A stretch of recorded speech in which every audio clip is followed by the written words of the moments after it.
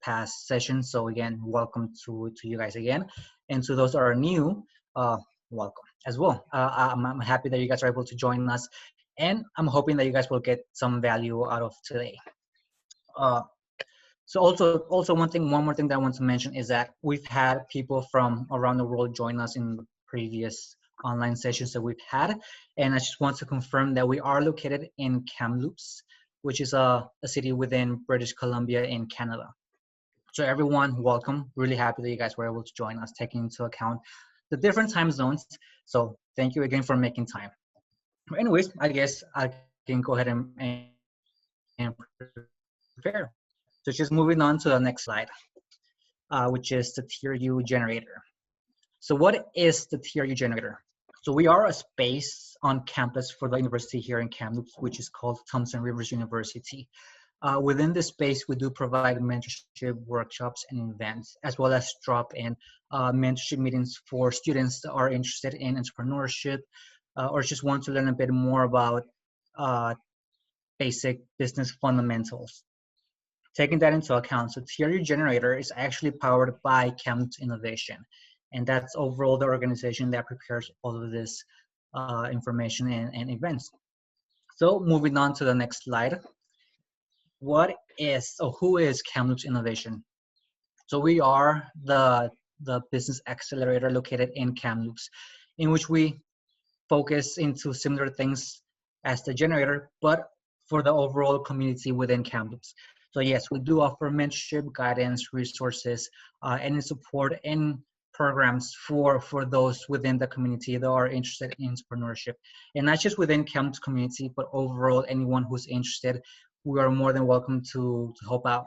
So if you at all have any questions whatsoever about the mentorship that we provide, you can always reach out to us. And again, for those that are participating, I will be sending an email afterward with a copy of the presentation, as well as the recording, because we've had people ask for that.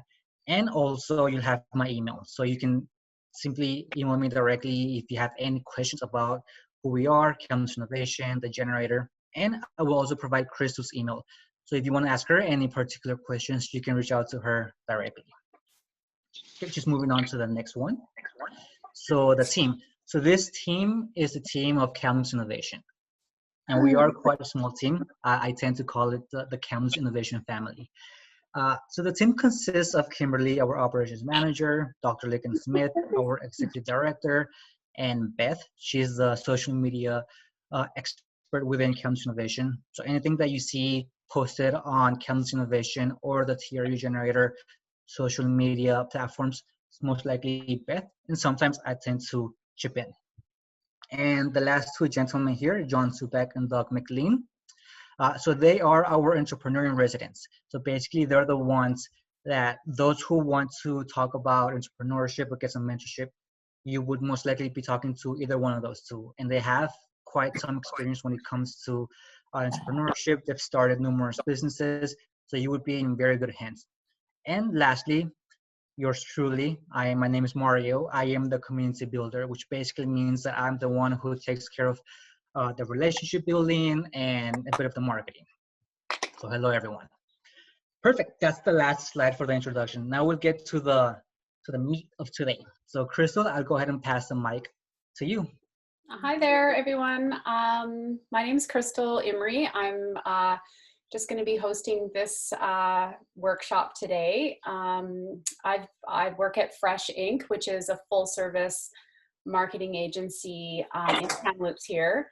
We have clients in Kamloops. We have clients all over BC, into Calgary, Alberta, the Prairie provinces. So we kind of do a lot of marketing work for a lot of small to large businesses, starting from their brands into, say, website development.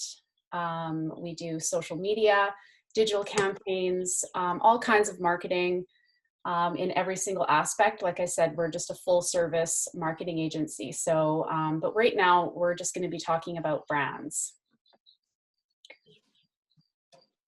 So just to go into what is a brand, because I feel there are a lot of questions about what that is.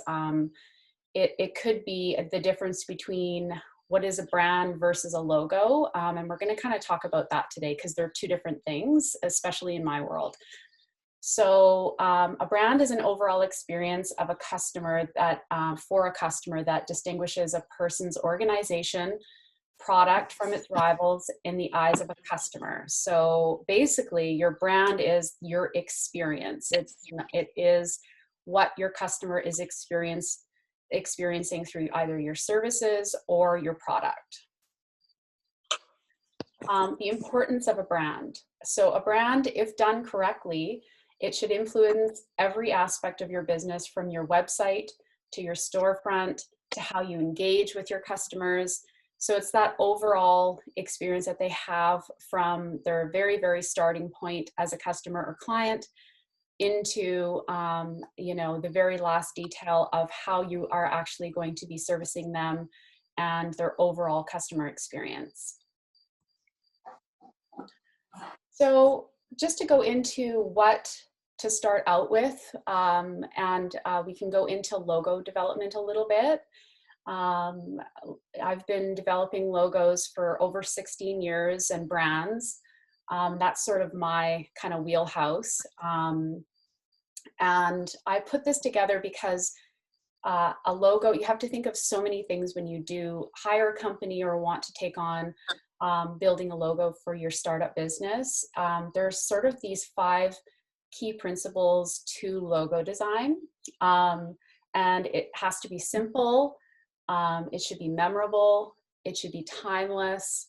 It should be versatile. And it should be appropriate for the overall brand, appropriate for your customer's experience. You want to make sure your logo matches exactly what you're going to be offering through their entire experience. You can see that this graphic kind of illustrates the importance of how much a logo versus a brand is when we're talking about the overall logo and brand development. A logo is important, absolutely.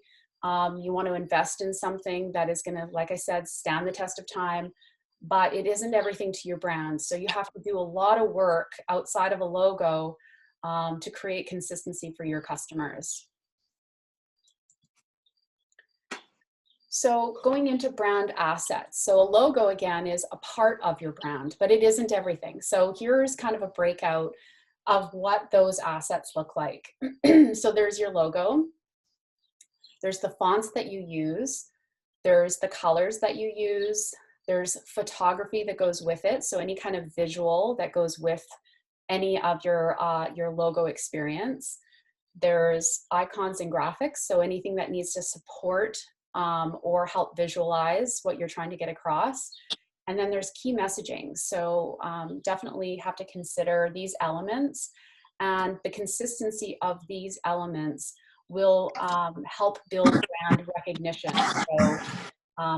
So that your brand is recognizable at a glance for your potential customers. So this goes into brand choreography. So all of these things sort of working together as one unit. When you're talking about, okay, now that I've established my brand, how do I market that? So these are the elements of the marketing that go into your brand. So digital marketing, web, video, any kind of mobile experience a person might have with your brand, storytelling, how you're going to teach people or tell people your story of your product or your service, content marketing, so the language behind all of your brand, social media, advertising, visitor insights, so basically people really doing their research about you and trust and all that kind of stuff. And then of course objectives, so that you can see the little target there. We talk a lot about audience personas and target markets, and that is something that you have to consider for your brand as well. So going into target audience, so this is an extremely important part to your brand. A lot of times we build what we call, in our next slide, is a visual strategy, and I can talk a bit about that. But first of all, you need to establish who your target audience is going to be. How are you going to, now that you've built your brand, how are you going to sell that to your potential customer, your perfect customer that is going to either use your services or your product? So a target audience is an intended audience or readership of a publication, advertisement, or other message in marketing and advertising. And it's a particular group of consumers with the predetermined target market identified as the targets or recipients for a particular advertisement or message. So who are you marketing your product or service to? Make your content relevant to your target audience. So images, wording, videos, hashtag, that kind of thing. And use demographic data like age, location, interests, occupation. Determine who your target audience is. So when a user or an audience is doing the research, either online or with your brand, determine who that person is. And by establishing that person within your brand, you'll be able to hit that target or that goal a lot quicker, a lot more clearly. And then again, build an active and engaged target audience. So make sure that your story or your brand or your messaging is hitting that target audience that you've set out.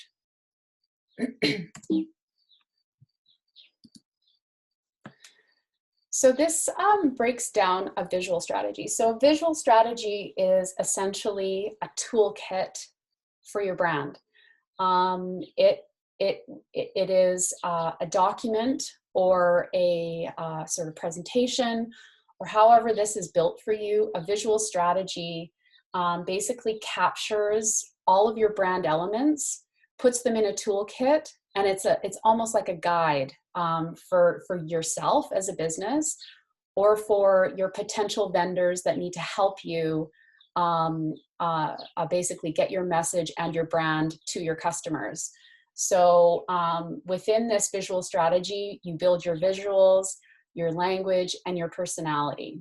So basically, like when I'm referring to a toolkit, if you're wondering, say further down, like for instance, if you need to get signage produced for your storefront, you've already established what the color is going to be, what the font is going to be, how it's going to look, and how it's going to be displayed based on your visual strategy. So there's no guessing, and there's no mishmash of your visuals and your identity.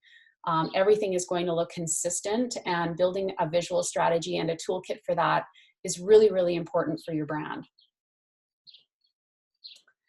So let's just look at some examples that we all kind of know about how a brand is done well and how it influences every part of a business. So everybody knows Starbucks. Basically, Starbucks has the most consistent brand that we're aware, well, not the most. I mean, there's Tim Hortons, say for instance, or there could be major brands out there that do it really, really well. We're just using Starbucks as an example. They focus on creating a personal connection between their customers and their baristas in their organization. So that is something that they've really focused on. Their tagline or their vision, if you will, is to inspire and nurture the human spirit, one person, one cup, and one neighborhood at a time. So they really want to touch that customer individually every single time they order something. So we can look at sort of the evolution of where Starbucks has come from, and in just based on their logo. You can see the sort of brown label that was created that they had to put some sort of descriptor to in terms of what they were selling. So it was Starbucks, but we are selling coffee, tea, and spices. And that's where they kind of started out. From there, everybody was sort of getting to know their brand and getting to know what they were selling. They could take that away. So this is like sort of the evolution of a brand as well. They could start taking away things that people knew them for already out of the gate. So here we have our second sort of evolution to that logo. Basically just, hey, we're Starbucks and we're coffee. Yeah, we're a lot of other things, but this is what we're really focusing on. And then from there, they didn't even need to say that they were Starbucks. So they just basically have their little mermaid there, with no descriptor whatsoever. And we put this funny little thing in here. The last logo is basically just their sort of take on what was happening during COVID. So we've got the mermaid here with a little mask on. So it was kind of neat that they did evolve a little bit and kind of pivot their business a bit.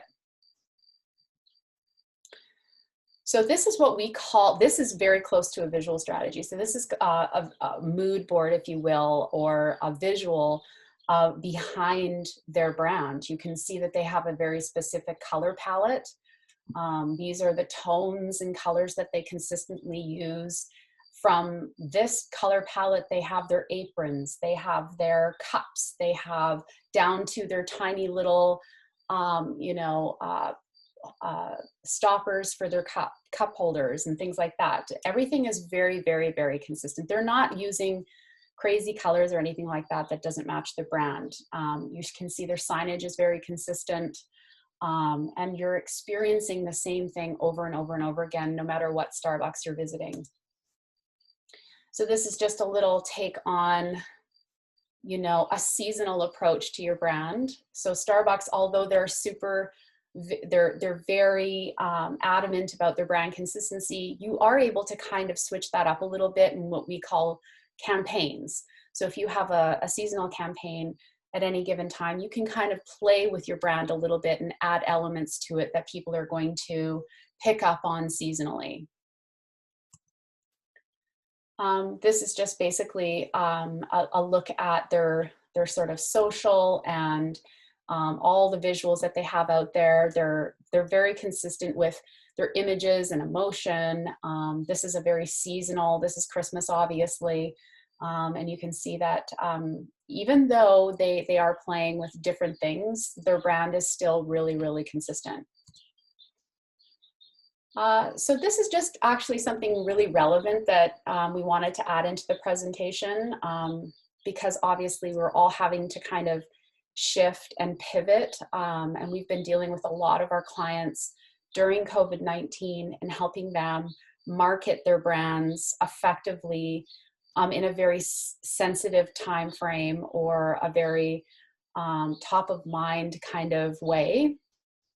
So we've definitely had to adjust their strategy. We've had to generate revenue for their business through marketing and their brand. We've had to use appropriate language. Again, we're wanting to be quite sensitive when we're trying to either sell their product or their service or market to their target audience. We need to be budget friendly because, you know, we're all sort of very affected by the economy at this time. And we've had to create content based around the current atmosphere. So here are some ways that you can adjust your brand strategy during things like, say, COVID-19. Basically, you know, this is Lululemon, and so their verbiage and their message here is basically, you know, break up your routine. You know, normally you would see a lot of girls and boys in sort of like a studio setting, possibly in their past visuals, but now they're focusing on home. So they are really adapting and evolving their brand that way. This is a client of ours in Kamloops, a compounding pharmacy. We've been quite successful with their company building e-com online and making sure that we offer their products online for people, especially those that need to have things delivered to their door if they have some sort of immune deficiency and they're having to be inside and they still need their products. Then we're making sure that we're pivoting and we're marketing and putting their brand into messaging that tells people that, you know, we are here for you and we're going to deliver to your door if you can't make it into our store. Again, this is just another example of appropriate language in your brand.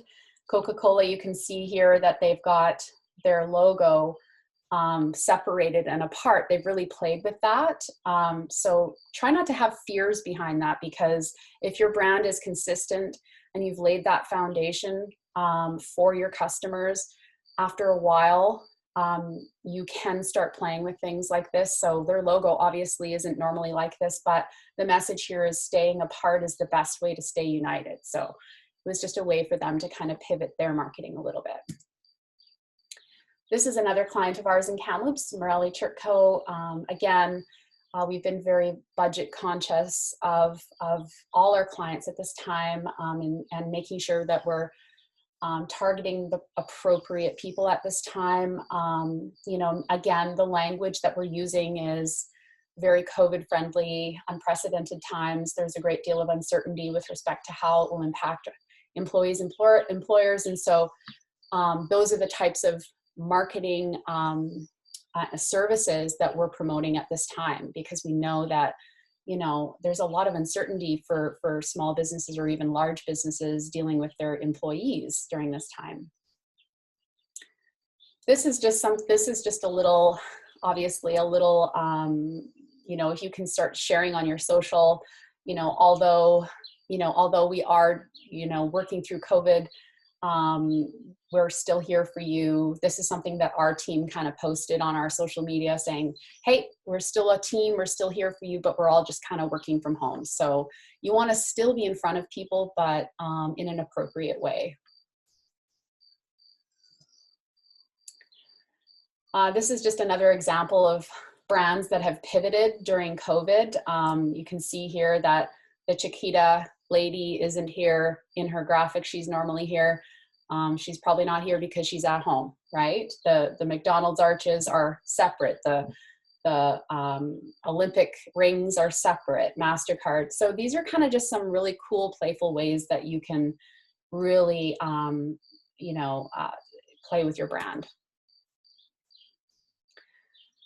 So yeah, I think this is back to you, Mario, just basically on next steps.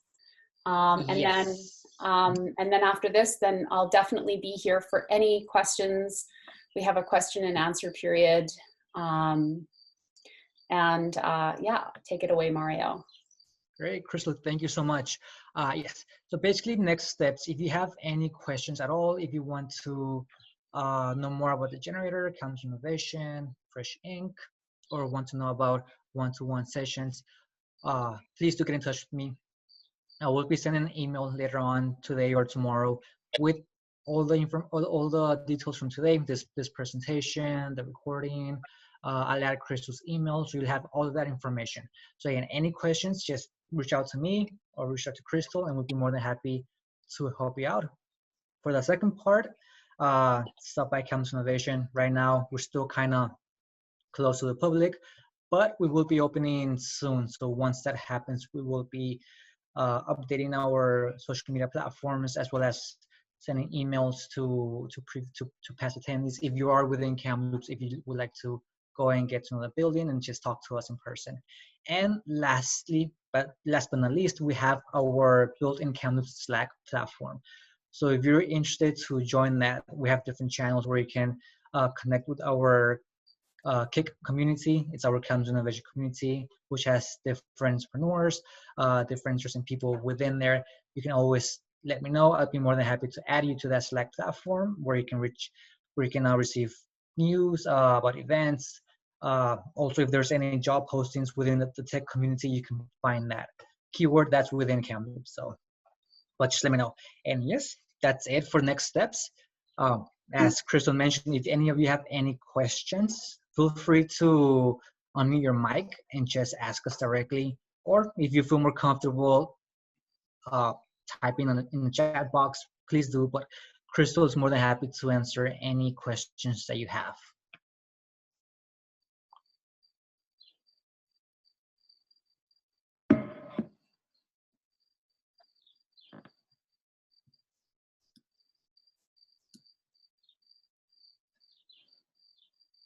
I think there might not be any questions today. Yeah. You explained everything really well. Thank you. Yeah, you're welcome. Yes. Do you have a startup business? I do, yes. No branding as yet, because I've been looking at it thinking, where do I even start? But your talk has given me some really good ideas about how to get on with that. So Right. That's great. So I've got a question here from Madeline. Hi, how do I start a pitch for a brand? In terms, Madeline, what do you mean? In terms of basically sell it like a Dragon's Den kind of pitch, pitching your product, your service. What kind of pitch are you describing? Pitching your product. Okay, so you have a product to sell and you're wanting to pitch this product to someone and get your brand kind of established, correct?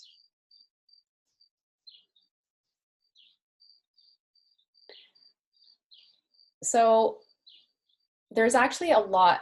Madeline, do you live in Kamloops?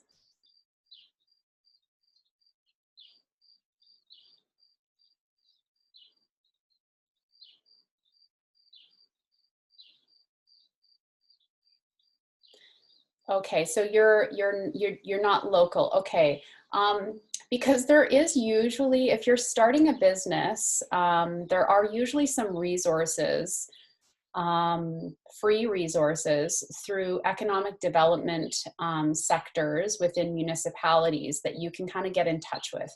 Here in Kamloops, we have something called Venture Kamloops, and Venture Kamloops basically hosts almost like a Dragon's Den type of setting before the Dragon's Den. So it's a group of business people, individuals that are volunteers.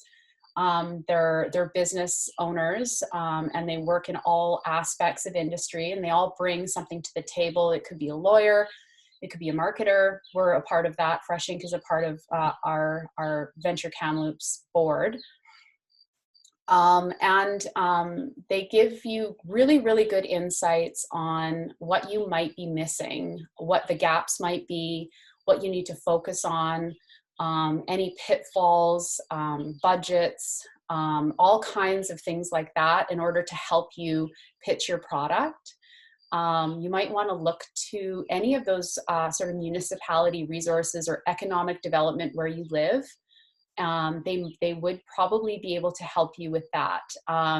Depending on what you're pitching, your product or whatnot, you should definitely have those, a group of people kind of take a look at it for you, that have expertise and profession behind all of that to kind of help you pitch properly to your potential either partner or any kind of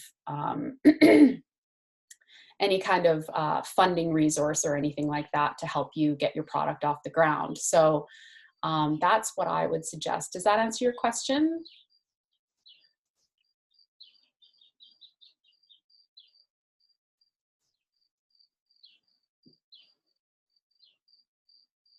Okay, perfect. She said yes.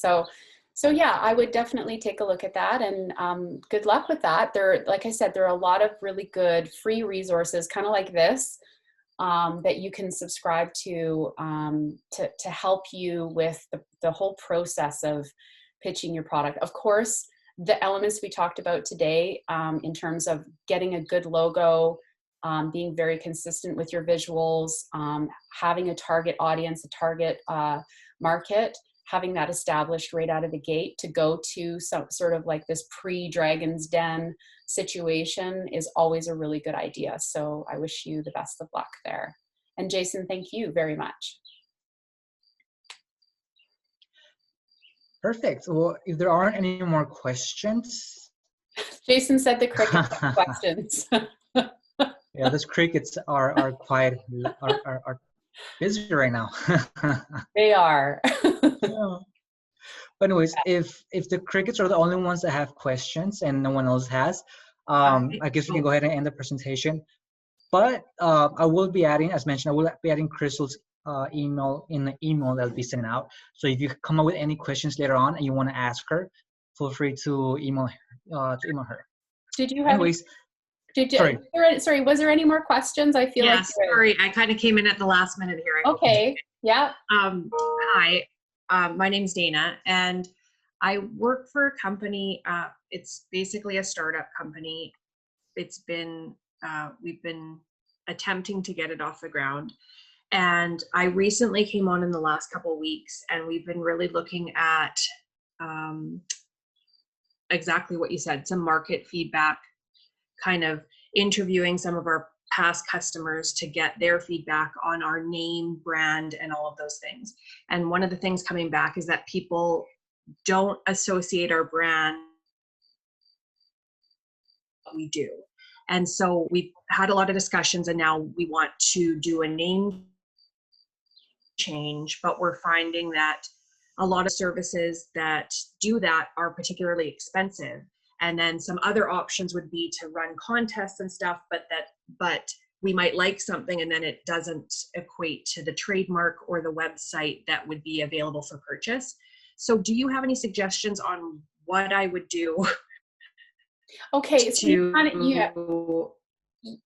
kind of broke up there. So basically what you're saying is that your current customers aren't connecting your brand to your product or your service. Is that right? Yes, they're not connecting the name, our name with what we basically have a machine that does a particular job, and it's quite unique. Okay. But our name doesn't reflect the value of the machine and what it provides for our customers. So right. We know we need to rename, and we're early enough that I don't think it's going to be a huge issue to do that. However, the expense of hiring a large company to do that is a little overwhelming to our budget right now. Okay. And we don't really know what to do. So when you say large company, why do you think you need to hire a large company to help you with that? I guess I see the benefit so there's two things. It seems like there are certain companies that either pitch it to a pool of creatives that come up with, they generate some ideas and those ideas are brought back to us. That idea sounds really good because, you have 1,000 heads or 500 heads working versus 1 or 2 that are in our office right now.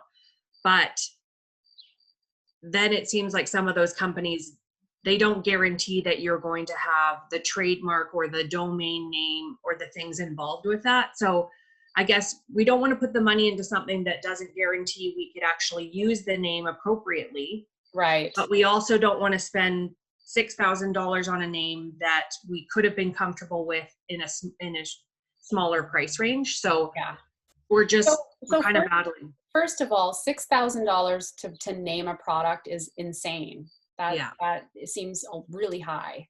Mm-hmm. That's something our agency does as well.